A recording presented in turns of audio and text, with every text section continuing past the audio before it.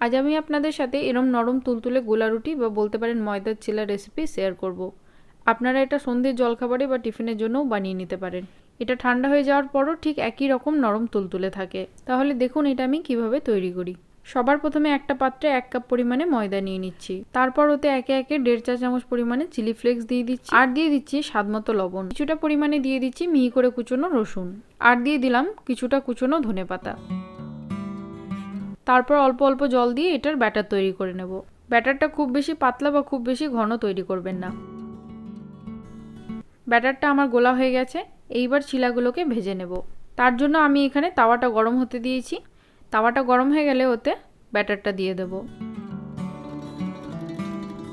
আর হালকা হাতে একটু ছড়িয়ে দেব। আপনারা যদি এটা লোহার তাওয়াতে করেন তাতে করে তাওয়াতে প্রথমে একটু তেল ব্রাশ করে দেবেন।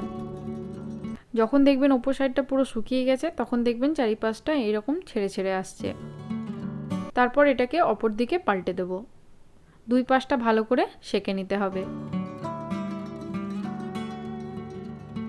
সামান্য পরিমাণে বাটার দিয়ে এটা লালচে ভাব করে ভেজে নিচ্ছি।